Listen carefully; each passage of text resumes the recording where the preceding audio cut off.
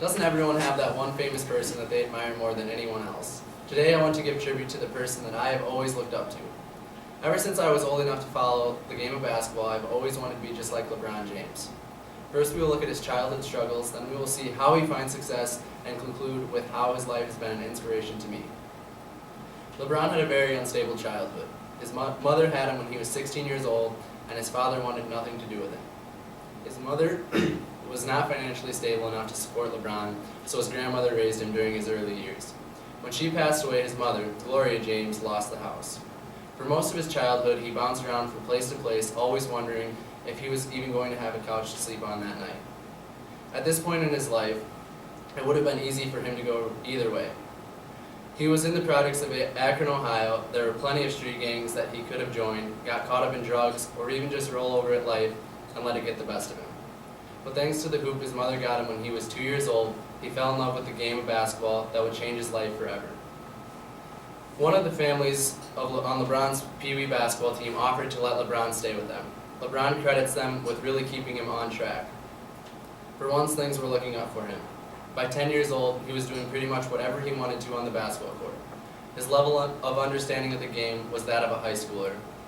The gym became his sense of a safe house. He was off the streets, and all he ever wanted to do was be a player in the NBA. No matter what it took, he was not going to lose sight of that dream.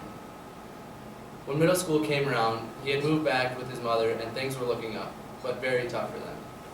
They had to work extremely hard for not even what they wanted, but what they needed.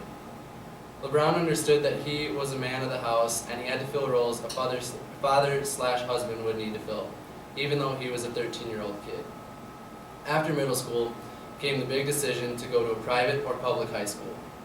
Because he had no brothers or sisters, he had a brother-type bond with his AAU teammates. They all decided they were going to the high school together and picked to go private school, called St. Vincent St. Mary.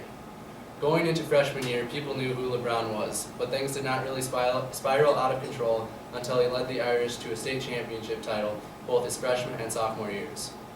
After his sophomore year, he was invited to go to an elite summer camp in New Jersey. This camp was mainly kids a year older.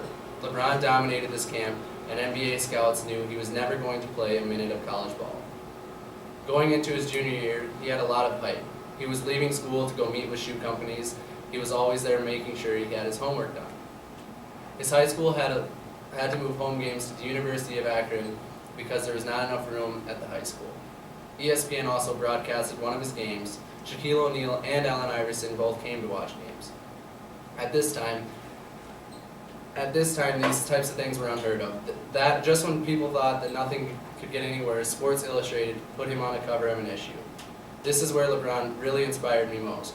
This is a 17-year-old kid being treated like he is a professional, but yet he handles himself in such a mature manner.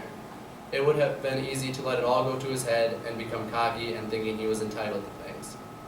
He still gave credit where credit was due. He never forgot about the coaches and teammates and his mother who helped him get where he was. When his junior year was wrapping up in the state championship game, the impossible happened. They were upset. This put LeBron into one of his all-time lows, but he picked himself right back up, just like he had done his whole childhood. When his senior year came around, he already knew he was going pro. Despite him knowing he was going to be drafted, he did not lose sight of the goal he and his high school team had. For the first time, they had set up a national schedule to allow them to be ranked number 1 in the country and win a national championship.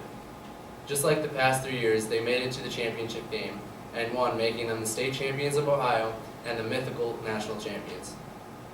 This was another inspiring aspect of his life to me.